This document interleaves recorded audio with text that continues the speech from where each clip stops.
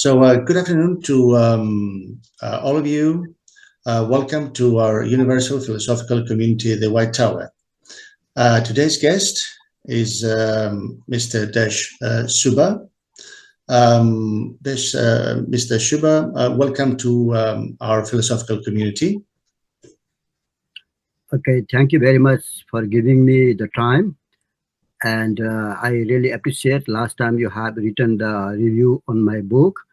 And you have given me chances to introduce with the students and some academic scholars. And I'm very proud myself to be a speaker for the Athens, because Athens and Greece is the foundation of most of the all ideas and theories. And it is great for me to be a speaker today here. Thank you very much, Mr. Demetrius. Thank you. We're very glad to have you here with us today. And this is a unique opportunity to learn a lot of information regarding your own Fearism philosophy. But let's first start with an introduction, a short introduction regarding your own academic career, so that our audience is also well informed. So Desh Subba was born in 1965 in Dharan, Eastern Nepal, and resides with his family in Hong Kong. He is renowned for his contributions to organic theories, particularly through his works. Philosophy of Fearism is his first work in 2014, followed by Trabeman's Journey to Fearless in 2015, Philosophism in 2021, and Fearmorphosis in 2023. His unique coinage of titles and quotes reflects his innovative approach. He has garnered a following among philosophers and authors worldwide and has co-authored several books with other thinkers. Now, in 1999, he initiated Fearism as a literary movement. So Fearism didn't start as a philosophy, beginning with fiction. And it was in 2015 when he received numerous awards, including the International Nepali Literature Society Best Analytical Book of the Year Award for Philosophy of Fearism. That is the first one. The National Indie Excellence Awards, where he was a winner. The International Book Awards, where he was a finalist. The New York Book Festival Award, where he had an honorable mention. And the Southern California Book Festival Awards with an honorable mention as well. Mr. Subba has lectured at various prestigious universities, including Hong Kong University, Moscow University, Paris University, Dhaka University, and several institutions in India. He is the founder and leading figure of the Fearism School, which encompasses multiple faculties. Mr. Subba, welcome to our philosophical community once again. Thank you very much for giving my short introduction. Yeah, those words are my words, and I also agree that it looks like organic ideas, because nowadays I also explore myself what is my contribution in philosophical field when I compare my idea with other thinkers, and mostly I found myself my work is organic, but still my work is not widely read and accepted. Within the 10 years, almost 40 books have been written based on it, and several articles. And it is very important and significant for a philosopher or author within the 10 years, such kind of achievements. And what you mentioned before about my introduction, really you have read a lot about me. Thank you very much. It's our pleasure to inform the public, as you are a very well recognized author, and you have written a lot of books, poems, and articles so far. So as a first question, within a framework of fear, I would like to start by asking you, do we ever make a decision of our own? Or do we constantly stay in the shadows, letting others guide us and control us by dictating to us what to do and how to act?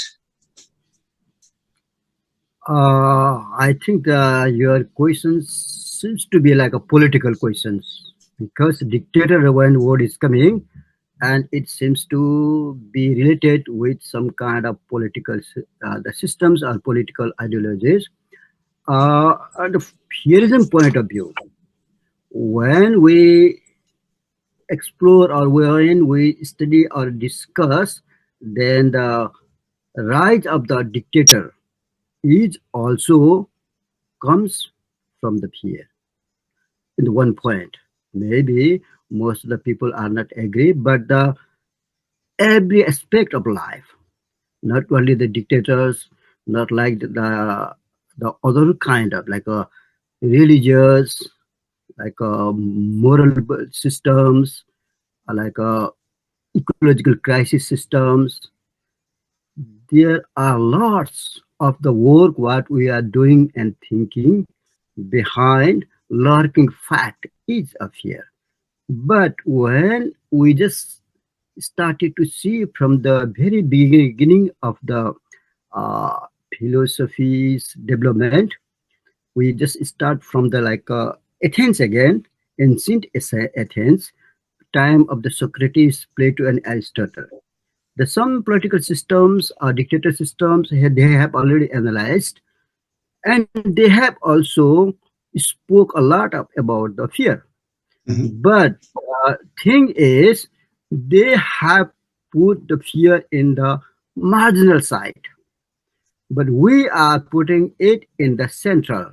And we said the one important article I have written, that is fear precedes essence, and this fear precedes essence directly contradict with the existentialism, particularly Jean-Paul Sartre's existence precedes essence. And there's very vast difference. They said existence precedes essence. And I said not only existence precedes essence, when people enlightened or they get the knowledge of some risk, danger, or the survival, the question. And from that point of view, people started to look the essence. That is my point. So political or the dictators, when they just try to be dictator, behind they always think maybe somebody can dominate me, or somebody can take my the position, or so many kind of they have think and they rise to be a dictator. Thank you. A very innovative approach. So we're living in a society which strives to overcome fear and seeks liberation through progress and innovation. And on the other hand, our society also recognizes fear's influence on power, knowledge, and societal dynamics.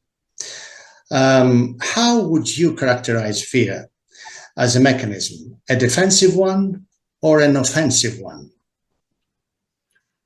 I just explain it in the middle way. Neither it is defensive nor offensive. Just you just mentioned some word like the overcome the fear. And most of the people are confused in this point. We never we never need to be overcome the fear, first of all, because fear is very important consciousness of our life. Yeah. We cannot overcome our consciousness, because when we try to overcome, or when we try to remove that part of the brain, and that is always look like a unconscious people. So that is one point. And another point is power. we have a lot of power theory. And somebody, I think you have mentioned about the society structure with the power of Michel Foucault and Anna Harnett. They have this theory, but still they have confused.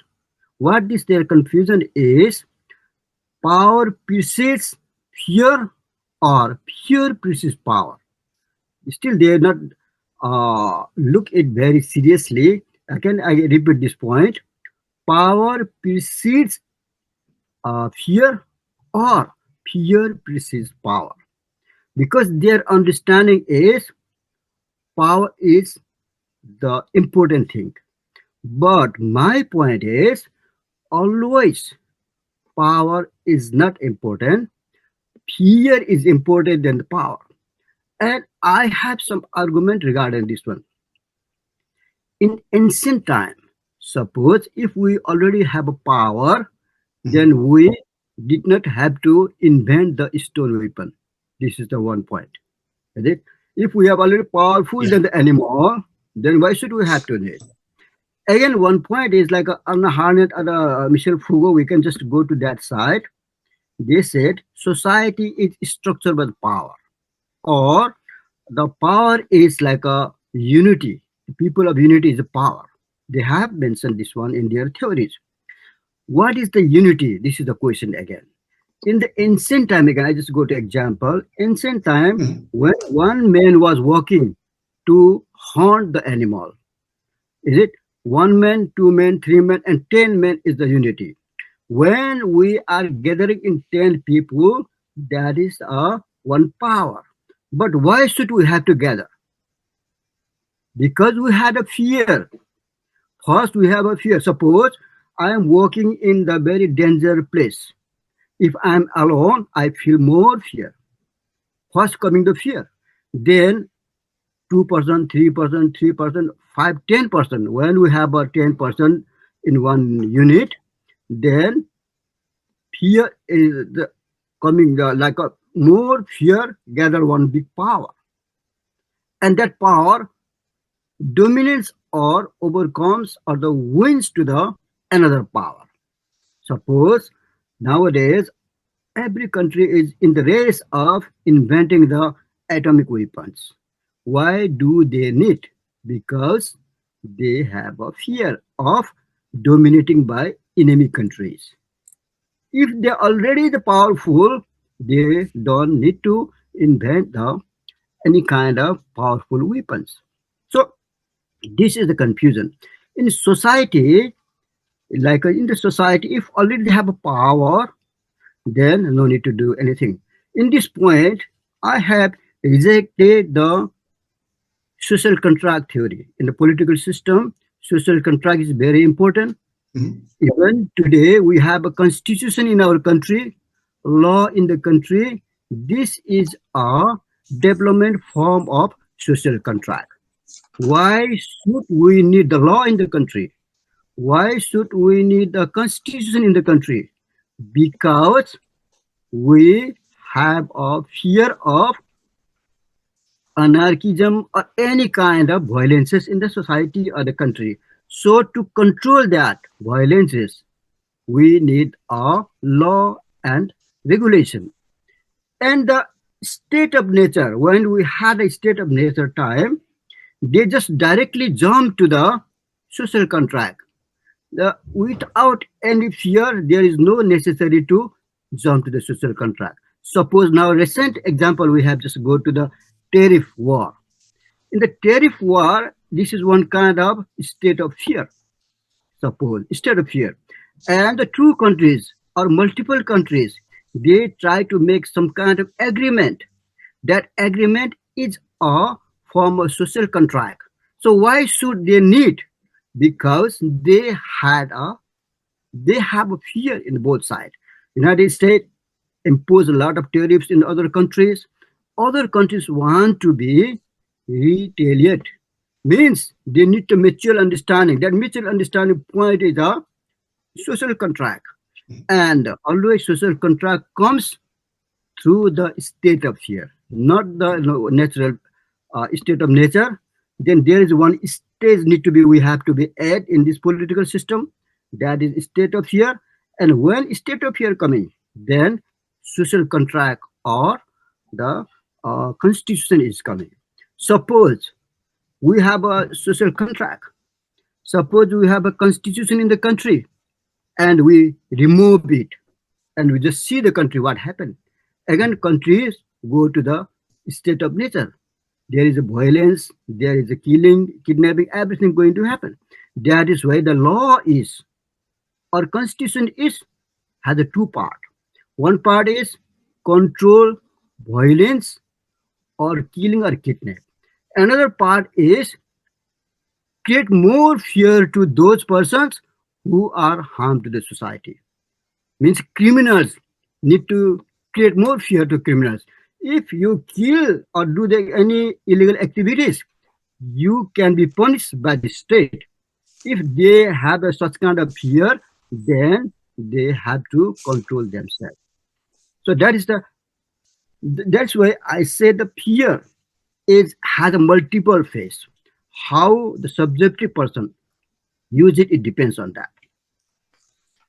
Yes, and you also use a very successful example of how governmental sectors could work well together so as to have a balance within the society, namely the judiciary, legislative, and executive sectors. And if they don't, then we've got a problem. So each sector has to respect, let's say in a way, the others to have a harmonious relationship. Yeah.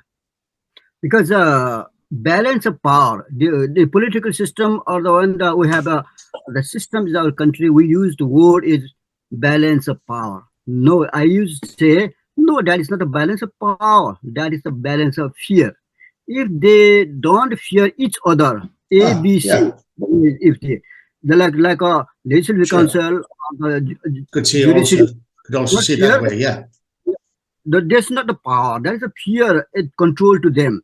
And when they have a balance of fear, then properly balance of fear of these three systems control the whole nation. Yeah, as fear having the upper hand. Yeah, sure.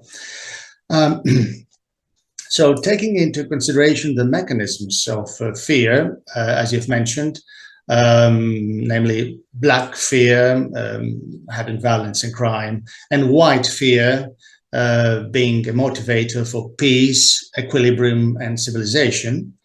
What do you consider as its most common manifestation? Let's take the case when, for the very first time, someone steps out of his comfort zone, let's say, and is totally all alone. How does fear manifest itself? Just an example. Yeah, if somebody is just totally coming out from the confined zone, like he was just walking alone. Yeah. Even if somebody is walking alone, he must have to keep some kind of fear as well. That fear is not negative, because like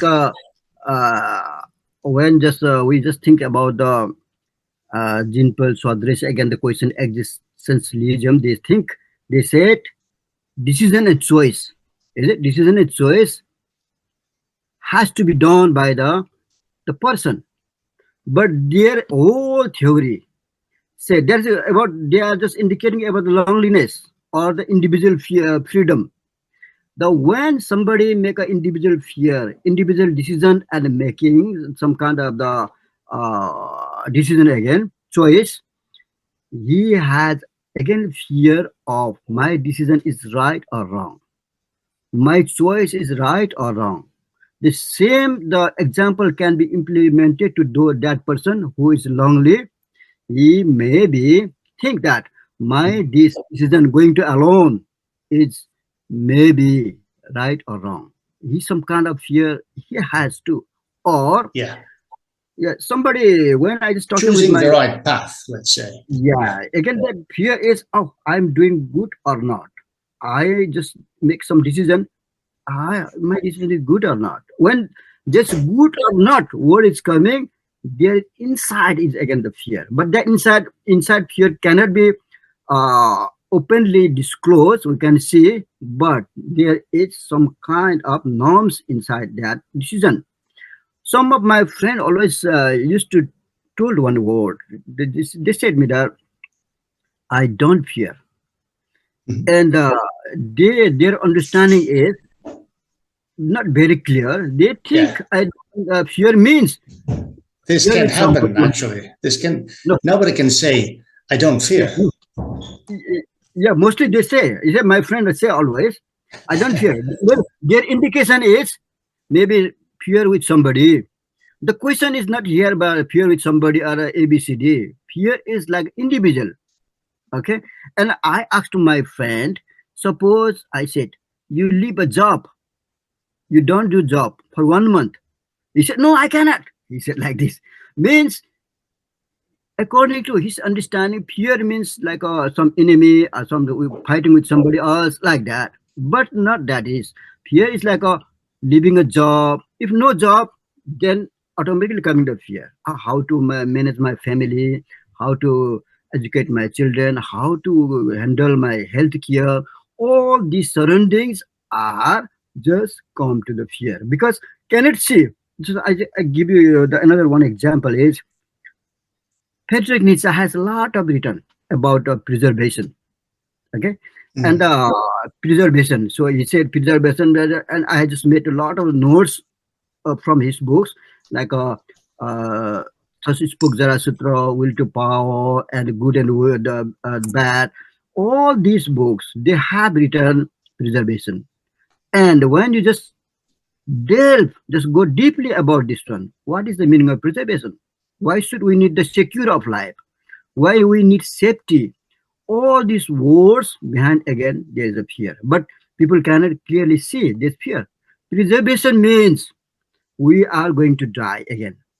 Okay? So we need to preserve our health to be preserved. Suppose you can see when you are going outside in the morning time, a lot of people are doing morning exercise.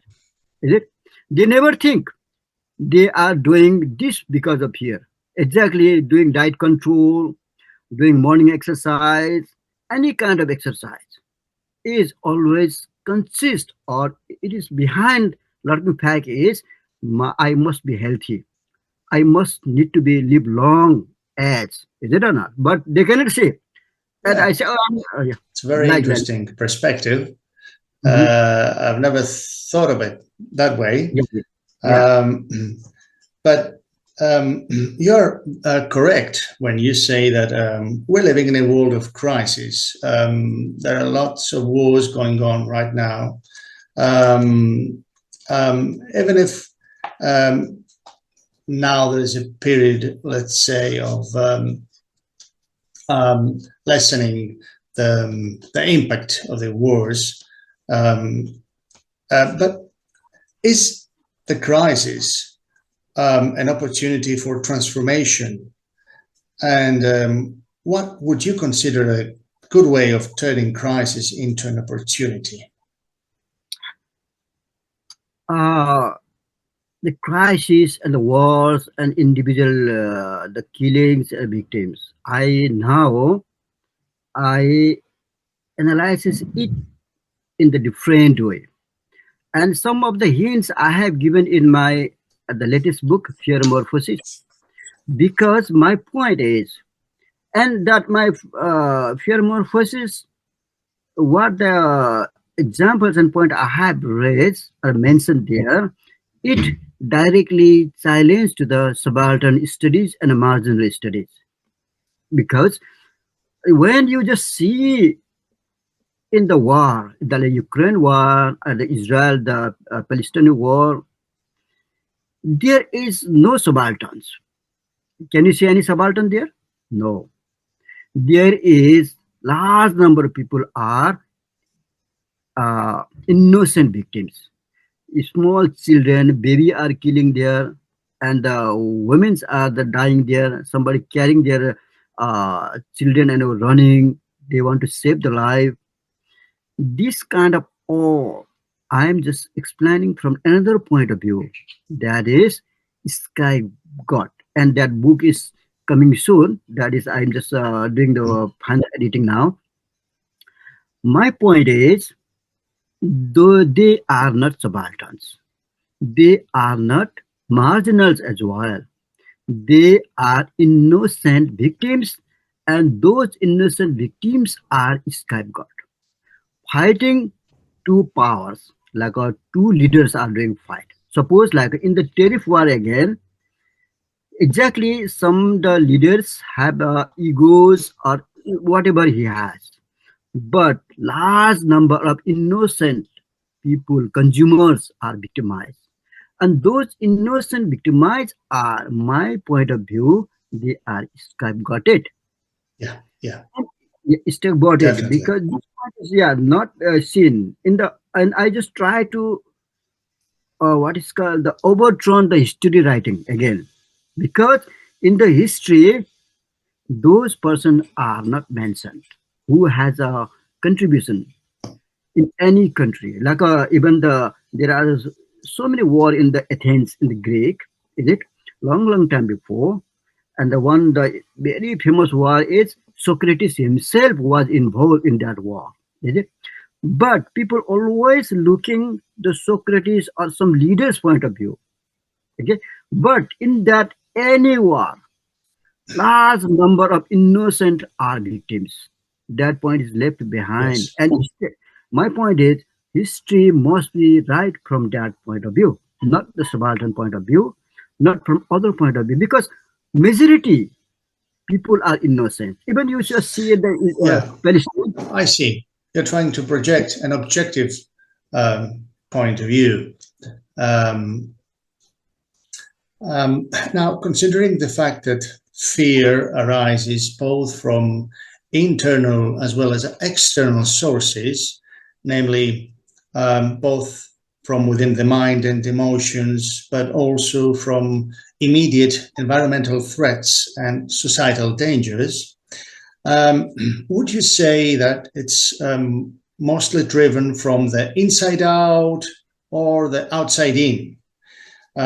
Is it an innate human drive, in other words, or does it come from the outer threats when you're forced and threatened by external forces so as to mitigate the fear, trying to defend yourself?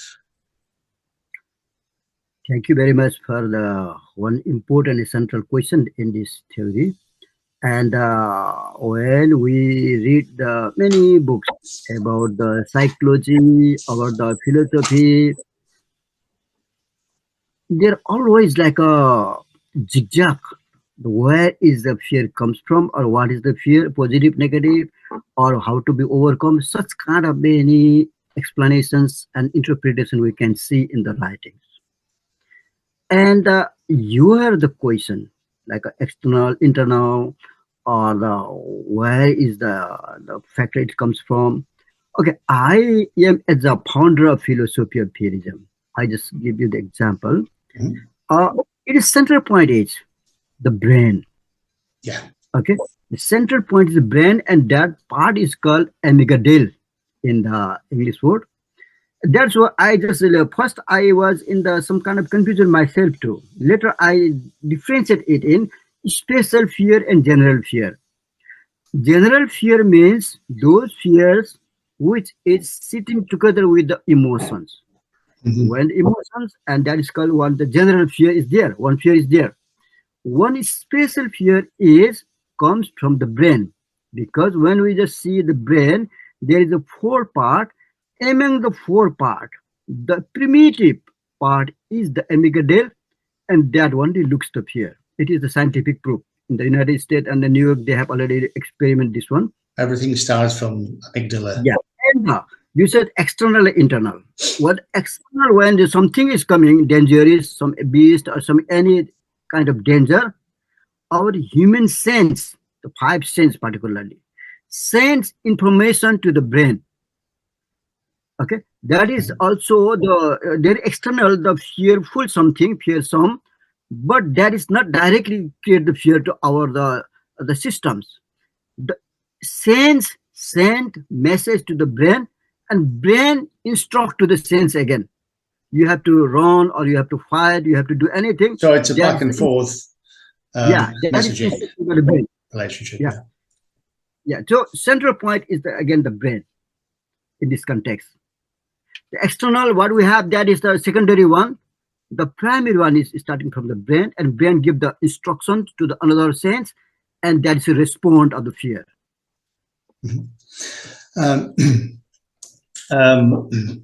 So living in within a society of fear, we have to bear in mind the socio-cultural and political conditioning within groups and societies.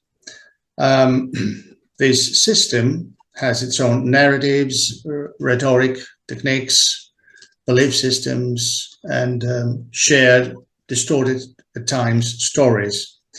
Now, my question is, are these factors, the social, political, cultural, psychological factors, are they operating in isolation so as to spread fear, or do they cooperate among themselves? It depends on, first of all, I would like to say how the systems were originated, how it was developed, and all of the systems like religion, culture, language, all comes from the ancient time, the beginning of the civilization. And then civilization means the gathering of people. Why people gather? They have some kind of fear, again I said it before. And when they gather and they develop some kind of systems, culture, religion, customs, whatever we have, they're beginning from that time. And it is generation to generation coming to the side. And the point is how we have to keep it. It depends on, according to Fearism point of view, sometimes we need to create fear to those persons. Sometimes we have to minimize that fear. So it depends on the situation. For a good example, I have mentioned in my book as well, there is, I just give the one example of the student. And the similar case, if we just see to the Aristotle point, Aristotle has mentioned activities of the person, how to get the highest happiness. In the Aristotle point, he said golden mean. Is it? Golden mean is very famous. Yeah. So nice. That is golden means according to exactly is high and low activities that gives the happiness. Similar formula I have applied in my theory. So I just not say the golden fear, but I just virtuous fear like this. I used like a virtuous fear means, suppose one student, we have a student, or suppose I am a student. An exam is coming in front of me, okay, or I'm sitting in the exam hall. If there is three conditions we can apply here. If I have a more fear, what will be the result? If I have no fear, what will be the result? And if I have again golden fear or virtuous fear, what will be? The same case can be applied to everywhere, like a driving. Suppose somebody is driving, and when he's driving slowly the car, he have excess of fear. What will be happen? That is again the accident. If he doesn't have a fear again, there is also go to the accident side, and he has to keep the virtuous or golden fear. Yeah, so moderation seems to be the solution in both cases. Yeah, everywhere we have to keep moderation, this average, but sometimes need excess or sometimes also low. Also, that's why I said that depends on the situation. Yeah, I very much like your examples, which referred to our daily lives, actually. And and with your explanation, that makes things a lot easier to understand.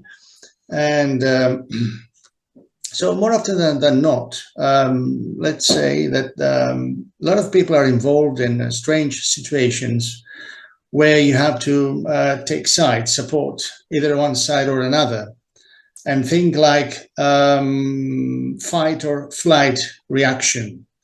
Because the ways people react to fear are very much influenced by the behaviors and attitudes modeled by those around them.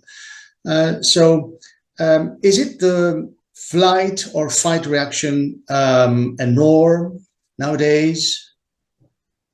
Do we tend to think likewise? That's why I said it depends on the situation. Sometimes like all fly, sometimes to fight, and sometimes like Buddhism has one very good example given about the suffering. Suppose one tiger is coming. When we are walking on the jungle side, there is a tiger coming. And in that tiger, we can use the three methods to be faced with that tiger. First one is, you say the fly. One is just run away with the tiger. One is that point is. One point is fight with the tiger. Is it? Only the 2 points you have mentioned. And most of the people only looking these 2 points. No, there is another important point in the medium. That is, I just give the very important, that is medium. Do you guess what is that? Do you have any idea about running and fighting? And there is another option also. Wait and see, maybe.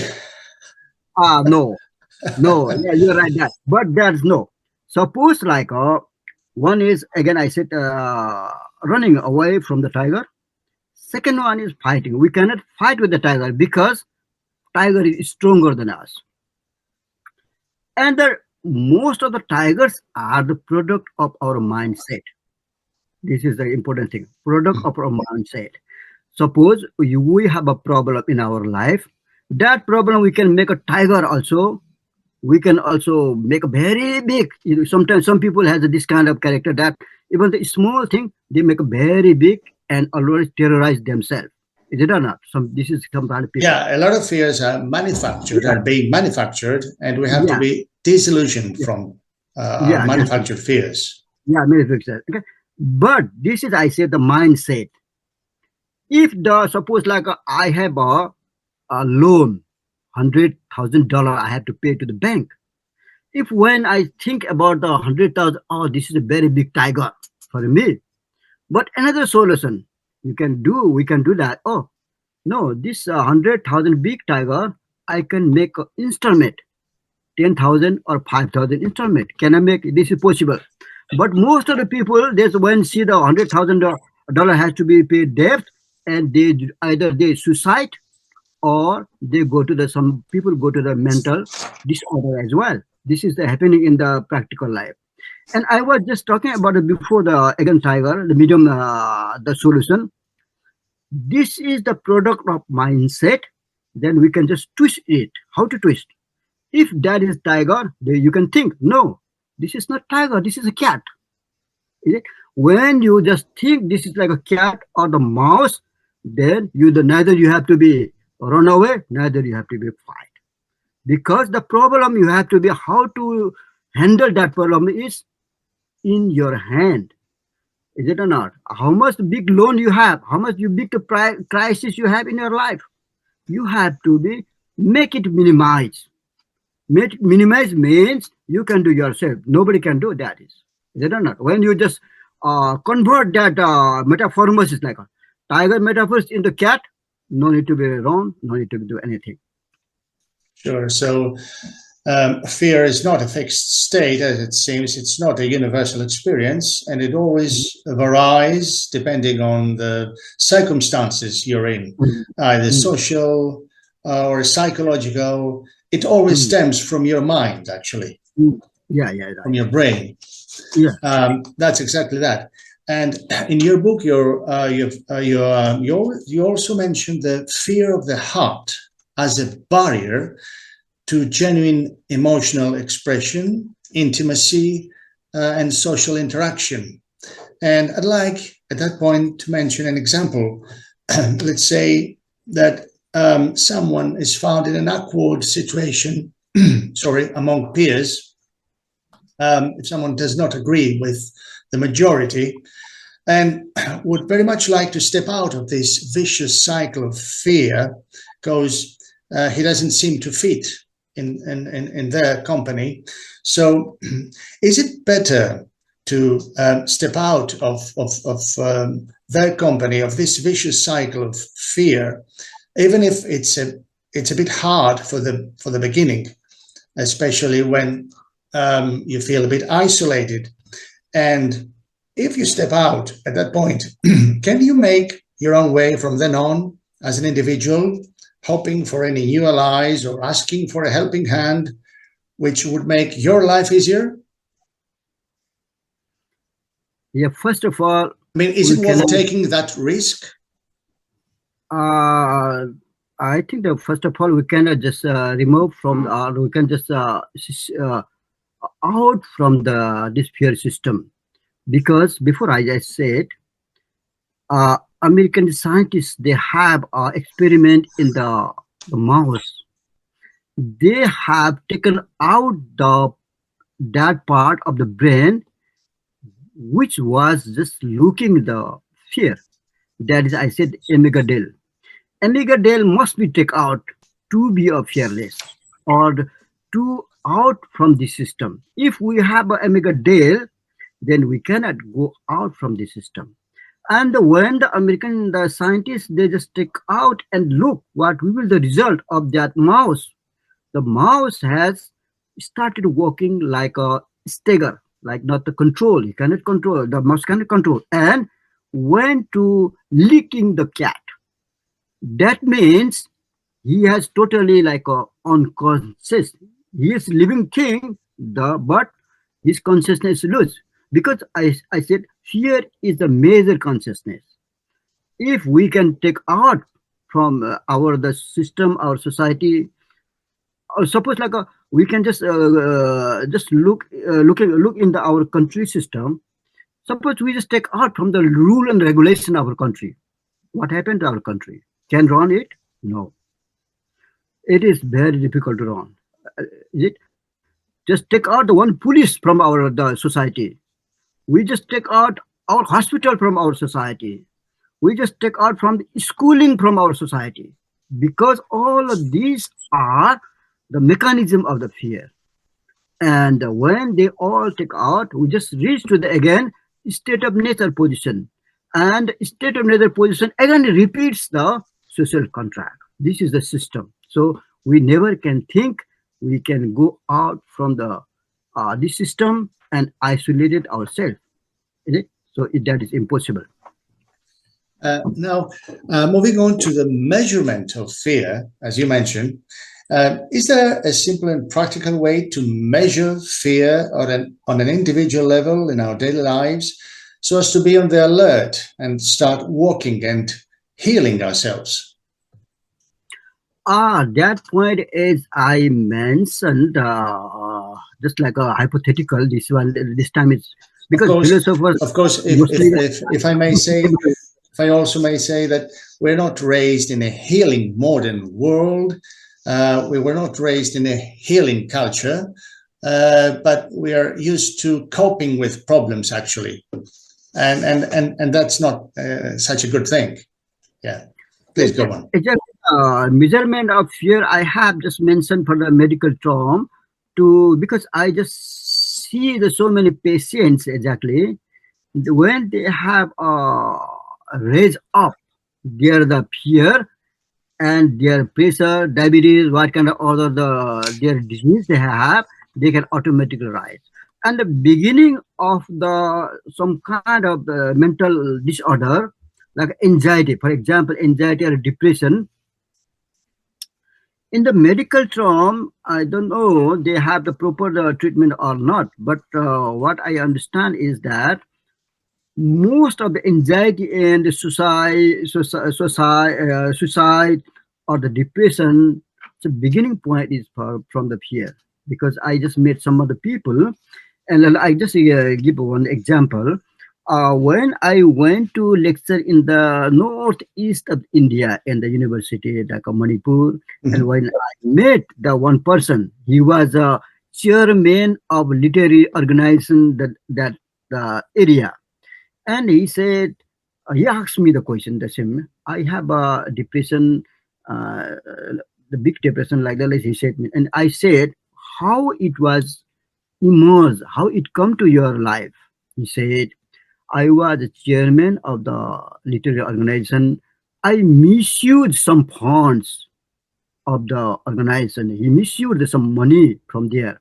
And he think how to refund it, how to repay the money. Starting point is that. The how to repay this question when it comes and starting the fear. The fear. And later on when increasing, and he totally became the patient of the depression. And this depression is also just close to the anxiety. When we meet some anxiety people and ask, like this, so many, all the what is called circumstances or character they mention is also very close to fear. So that's why I said when fear is increasing, suddenly there can be some kind of victims like heart attack, so many kinds. Is it not? So many heart attacks also come from the fear. Yeah. Staying in this healthcare professional sector, in relation with the doctors, let's say, do you think that doctors should first be accountable for their actions and failures rather than take credit for their own successes? Do you think that it's a matter of accountability rather than credibility? I think it must have to be both accountability and credibility, what you said. And what we have a medical system, and they ignore the importance of fear and effect of the fear, similar as the philosophers, authors, philosophers, medical system, education system, all they ignore the importance of the fear. But they just like doing some kind of other activities, and when they ignore this one. Suppose I just give you one example. Friedrich Nietzsche's idea, if somebody asks what is the Friedrich Nietzsche has written, they have explained many things. Superman, lion, tiger, camel, is it? We know everything this one is. But nobody has noticed what exactly he has written about the fear. He said, because I have all remembered this one, he said, fear is a science. He said, fear is the mother of morality. Courage is the fear of fear. And fear can explain everything. Nobody noticed this one, is it or not? Nobody noticed this one. But he has written all the system of Friedrich Nietzsche is, we can say that Fearism point of view, he has written the fear of Fearism, we can say. But that point is, nobody remember. Only Superman, camel man, dragon man, and children. This kind of, we have a learning system. Suppose, like again, I just give you one example. When we read about the Orientalism of Edward Said, we have a lot of Orientalist explanation, the blame to the East and West, the discussion. 343 page number. If we just have a book, you say have your site. In the last sentences, he has written why Orientalist has written this article or anything else. He said fear of Oriental. What one sentence is. Whatever they have written, there is fear of Oriental. This is synthesized all the sentence. So, but nobody noticed again this one is it or not? Nobody have focused on that point. Even I just give you one more example. Communist Manifesto. Is it? Yeah. The foundation of Marxism is Communist Manifesto. And the first sentence, nobody noticed particularly. That's why I just explained, because I am a Fearist thinker, so I must need to think everything from the Fearist point of view. Is it all right? Am I right? Is it? So his first sentence, I just give the example. He said, spectre, ghost. You never maybe notice. Again, you can, if you have, you can just repeat that one. He has said, Karl Marx and Engels, when they have written it was in 1848. It was in 1848 they published. They have clearly written in the Europe, increasing spectre of the proletariat, labor, and it haunting to the European bourgeoisie. Sentences like this, not very clearly has mentioned, there was a ghost coming up. Because of that ghost, bourgeoisie organization. They have written this one in first sentence. And I just think deeply this one. What does this mean? First of all, symbol of ghost is a fear. First point. Second point is, ghost was not with the bourgeoisie. Ghost was with Karl Marx and Engels. Because the people were just looking from the class and the working class, on support of working class, and they just fight with the bourgeois or the capitalists. They have studied this point of view. But another point, we just on it. Ghost was written in the Karl Marx and Engels, and ghost was with not the capitalist, because capitalists or bourgeoisie have a money, power, and everything they have. They don't need to be unite. They have already a lot of united or nation also support to them. And there are last sentence. You know what is that? Nobody really noticed. Last sentence is unite working class of the world. Remember that one? All the working class of the world must be united. Means they have a universal organization. They appeal to make a universal organization, and that slogan is very famous up to now. But ghost was with them. And the fear of, we can just use the clear point, is fear of bourgeoisie. Karl Marx and Engels has written this point. So I mean to say that lot of places people not notice, but they have written. Even when we just go to see the political theory of Thomas Hobbes, he has written a lot about fear. That fear, from to get us be free from that fear, he just the concept of social contract. You don't know. Again, the Locke and the Rousseau has developed another point, but their social contracts, again, the base is the fear. But they very rarely return that the clear word. This is the thing.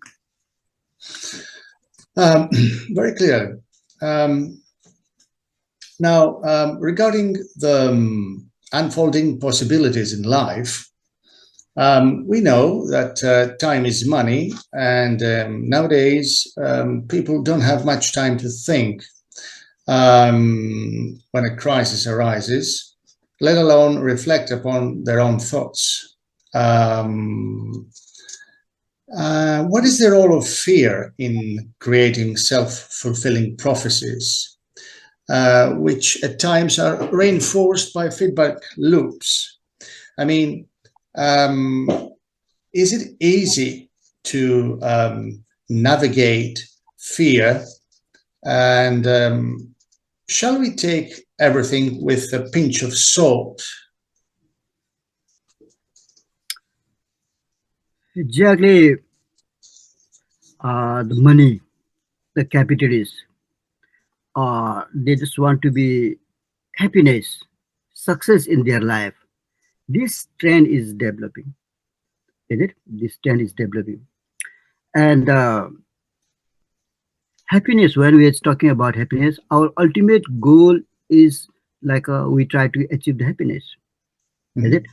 Success or happiness.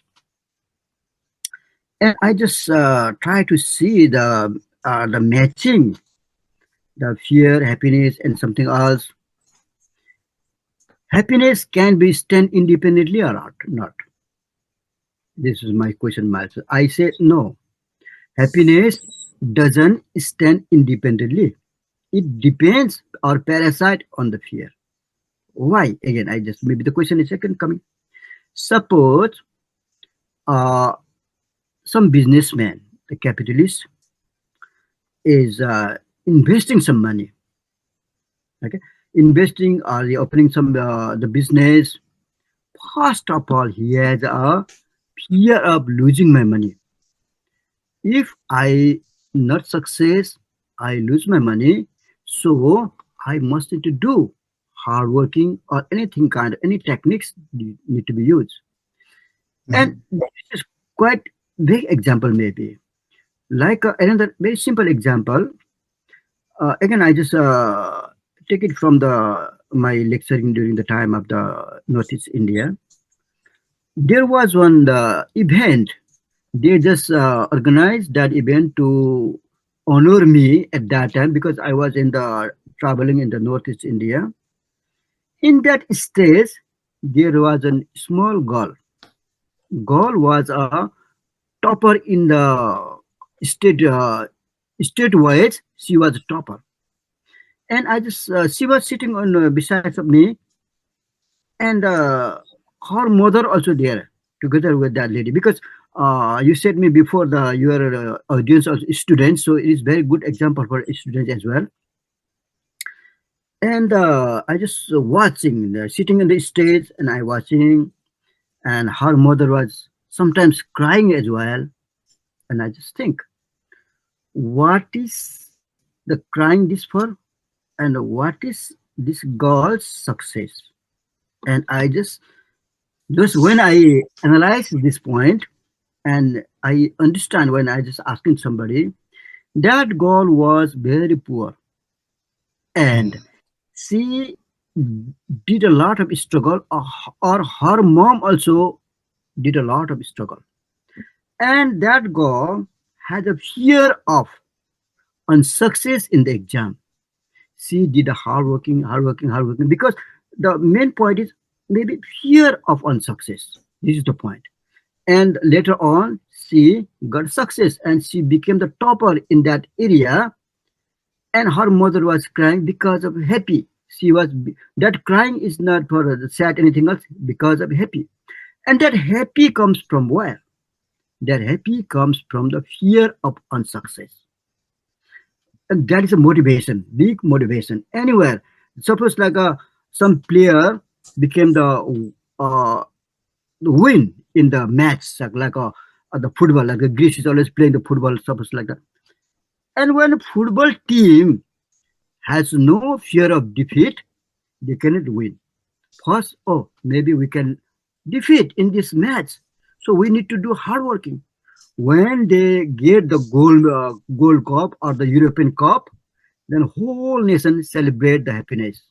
That happiness is not directly emerged or independent, then stand. It stand on the fear. So that's why entrepreneurs, businessmen, anywhere, the politicians, they always have a fear in the back. And that fear push them to up and take them to the success. Nicely said. I mean, we have always to keep on trying, never stop, always remember where we started from, and our goals should be reachable, having a clear mind, and always see failure as a new opportunity for an ongoing process. Yeah. Very nice, very nice. Now, do you think that regarding the probability of fear, is it better to address the problem at its root cause rather than deal with its consequences, like in the case of cognitive behavioral treatment, for example? Or is it okay to suffer some side effects at any cost? Yeah, it has to be, I just propose it has to be studied in the universities and the colleges. It's not yet started. It has a lot of side effects. If it is excess, if we just go to the excess side and affect a lot of side effects and the mental, the problems, health problems, and so many problems. So when we are just talking about fear and fearism, we need to be understand it very clearly, how to be apply it in our daily life. It is excess, it is harmful to that person. if it is lowest, is it harmful to that person? Same, I just give the students example, drivers example. If excess, even the leader, political leaders, head of the state, if excess is also the problem, no fear of again the problem. If they have to be always fear with the public, is it or not? Which country is doing best performance in the political system? They always afraid, fear with the public. If they don't fear with the public, then they will go to the dictator or the corruption side. Mostly they go to the corruption side. And dictator is also the one kind of the excess fear. This is also result. Because if I not hold my all power, then somebody can revolt me and overthrow my power. So this is excess of fear also. So we have to be managed, and we have to understand, we have to read it. Up to now, most of the people used to ignore, or they have taken it as a harmful human emotion. Oh, when you have a fear, you cannot get success. It hindrance to your life. No, that is not the point. Fear, if you have, then you can success. If you don't have, then can be success. This is another point of view. They have to be look everyone. Right. So that's a way that we could transform fearism through struggling into a mindset that does not deny fear on the one hand, but on the other hand, it tries to transcend its effects and move on to freedom, creativity, and authenticity. Now, referring to a pyramid of fear, as you mentioned, where at the base of the pyramid, there are some mild anxieties escalating into extreme phobias and experiences at the top. Now, can we say that fear is not a single experience, but it seems like a spectrum that varies on a scale between two extreme points? Yeah, it can depends on, again, I said, spectra are like what would you say, pyramid, as I have just mentioned in the level of knowledge, some of the places, who has more knowledge, they have more fear. Who has a less knowledge, they have a less fear. Suppose like, for example, in the present situation, the tariff war, most of the remote area of the Greece, even the Greece, maybe I think they have no concern with that tariff war. Is it or not? They don't think, they have no fear because they have no knowledge about the tariff war. What is tariff war? What is going on for the villager people? They don't care because they don't have knowledge. But who have more knowledge about the effect of the tariff war, then they are more fearful. Mostly the investors, billionaires who have the multinational companies, they think, oh, our money can be sink because of tariff war. But villagers who are farming in the land, they have no concern about that one. And the developed country has more knowledge and they have more fear. Underdeveloped countries, they have a less knowledge and the less fear. This is, I have to mention in the pyramids also. Even the individual person who has a very popular in society, he has more fear again because this comes to prestige. He has a high prestige and can be the decline, this one. And who has no prestige in society, they have no fear of lose the prestige in society. So that's why this is the hierarchy. Even in the long time before, or the like a social structure, this kind of the implication we can be said. Right. Now we pretty much know about the weaponization and exploitation of fear, which has a tremendous impact on both individuals and society, as we've mentioned. Now, why is this happening? Is it due to the successful techniques and strategies of the predators and the rhetoricians within the framework of, let's say, an asymmetrical war? or is it due to the incompetence, vulnerability, and ignorance of the individuals and their inner weaknesses? It depends again the willing or desire, what to say, when the people's desire is more increasing, when people's greed is increasing, when their will is increasing, and simultaneously fear is also increasing. If somebody has to be like a happy life or the less fear, they have to be like a normal people. If normal people is like he has no greed, no desire, more desire, no try to be very super rich like this, and they have no the fear. And that is why what kind of the life we have to be spent. Naive life, or like a normal layman life, or the upper life. If we go very upper, we have a lot of the expectation, and again comes the fear. And at the same point, the authors of our had said that the sufferings, is it? We try to get the more achievement, and the same time we have more sufferings, is it? This is the same the question. If we try to act like a very rich, suppose if we are very rich, and we have a lot of fear again because we have many enemies. Somebody try to be trapped us, somebody try to scam us, somebody try to kill us, is it? But if the normal people, their life is more happy and normal. No fear. They have fear, but not like excess and medium. Normal life is that one. So it's clear that throughout your book, Philosophy of Fearism, you're calling for a paradigm shift. You clearly state that to know fear is to know life itself. And by understanding fear's mechanisms, individuals and societies can pursue paths toward liberation and collective resilience.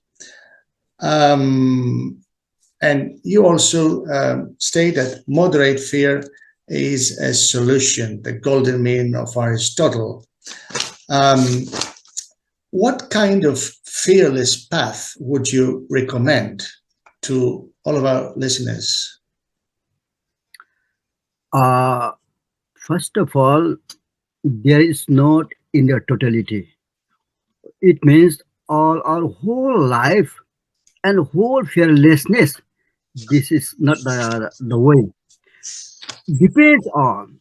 Suppose like I have a fear of some kind of disease, or before I said, if I have a fear of some money, some crisis, then that crisis can be solved. When we solve that crisis, then the certain point of we can be fearless, is it? But that fearless doesn't mean that in totality, whole life is not fearless like this. Because I said fear we need, but the point is what kind of fear we are suffering from. Is it? Before I said, if I have a exam, so a big problem, I have exam, how to pass, I have a very fear of exam. When there is a one stage, when exam is finished and I get the good mark, that fear is finished. But that is only one stage. Again, one coming another exam, and coming another exam in life. One is finished, that means fearless. Another coming, again finish, and that is fearless. Stage by stage it goes in one particular subject, is it? But that doesn't mean that whole our fear is end. It cannot be never end. Only particular. Suppose again our example, I have the problem of blood pressure, is it? Blood pressure. And I have fear of how to be controlled. Later I control, do the exercise, the dieting and everything I did. That fear can be end. No fearless from that the particular hypertension or the blood pressure. But another fear is coming again. Is it not? There are so many multiple fear in the health issues. So one particular can be fearless, then, but not all. So it depends on what kind of fear we have. We have to be diagnosed ourselves. And what is the source of it? Again, we have to be diagnosed. If we have a problem of the money, we have to be solved that one. If we have a problem of the examination, relative, friends, and we are always afraid of the fear of my friend, suppose, and we have to make a mutual understanding. Handshake, the finish that enemy is finished. Just like now is going to the China and the America is trade war. They have one kind of fear, both. They have a fear. When someday back, they will just go to the sign of some kind of agreement, their fear finished. Is it? The another fears are again on our surroundings. So it depends on what kind of fear, and we have to make a fearless. Mm-hmm. So to behave as individual thinkers, mostly? Yeah, we can do. Individual thinkers, yeah, we can. Everyone is individual thinker. Everyone is individual philosopher. Is it or not? So if you ask me about the Fearism point of view, maybe I'm an individual thinker, and later on it can just go with the collective. Somebody's support to us, somebody like a protest to us, and it is going to be collective. So right now we can just think that the individual thinker is okay. Mm-hmm. So as a closing comment, what would you like to say? What advice would you give regarding coping with fear, or healing ourselves in case we are afraid of something? Yeah, before you said me to show this book one time. Yes, of course. Yes. This is the philosophy of Fearism. It is a very, very useful in our daily life. And I just tell all the audience and the listeners and academic, the researchers, and we have to read and understand what is exactly our fear is, and what is its effect, and what is its advantage. Because most of the people are not taking its advantage, because it is very, very fruitful in our life. It is not a hindrance, and it's not an obstacle to our life. We have to just change these ideas, because fear is very useful. It has to be learned, and it has to be taught, and it has to be right. I just request everyone to understand their own fear and try to implement, because most of the people try to escape, try to run away from it. No, it is not a run away. It has to be faced and understand. I just give very good example about my life, how I implement in my practical life as well. This is, I am just living this house is taken from the government house. Okay. And when I'm just taking in the government house, the government told me there is some accident. Is it? Accident. And one of the person left because of that fear. He became fear because there was accident. Somebody was born in the fire, and he afraid and left. And now I don't know how much money he's paying outside the rent. But I take this one because I know that it is advantage. And I did not tell to my wife and my child. Only I just apply myself. Well, I'm taking this house, and this house is very low rent. Now it's very cheap, just like a free of living. So if I did not have that idea, and I cannot take this advantage. Another the friend has left because he afraid and run away, and I take it. I just take advantage. So, anybody they can just face and use the virtues or golden fear. They can be success in their life, and their life will be happy. And thank you very much for giving me a time. There are a lot of things to be explained in this point, because day by day I am just developing new ideas on it. And maybe before going, I just want to just tell one the word, the Fearmorphosis. Mm-hmm. This is very useful because some of the article has published. Maybe I also sent to you, and they said that the idea directly challenged to the Friedrich Nietzsche, the Jean-Paul Sartre, the Camus and Kafka. Because when their writing is Nietzsche to the Kafka or the Camus, they have written some kind of metamorphosis or Sisyphus. And I have directly just drawn their ideas. First of all, I just drawn in their word. I am not agreed that metamorphosis is a proper word for the what the process is going to the transformation of any animals. Our life also transformation, or animals' life also transformation, or non-living thing like a language, culture, anything else also be transformation. And that why they have to be transformed? This is the question. Kafka and Nietzsche and anybody else thinkers, they did not give the answer properly why the metamorphosis. Because metamorphosis come from long time before from the Greece and another developed in the different forms. My point of view is Gregor Samsa of the Kafka has transformed in the vermin suddenly in the morning time. And exactly in the metamorphosis is not talking about the Gregor Samsa. But people mostly just focus on Gregor Samsa. No, the transformation of his mother, father, and sister. Why? Because of economic trauma. There is coming the money. Before Gregor Samsa was earning as a labor boy. Later, when he became converted or metamorphosed to the insect, he cannot earn. And when he cannot earn, the behavior of the family members, very close family members, transform. This the picture when I just see and I just think that in the family, if we are earning, family member very lovely to us. If we know have income, then they can think that it is better to die. This is the case of the Gregor Samsa in metamorphosis. And I think that transformation or metamorphosis is biologically just give the process only, not the reason. And I said the reason why. If not transformation of the frog, what happened? If not transform or metamorphosis, it can be die. This is practical. Is it? Suppose we are growing from child to the adult.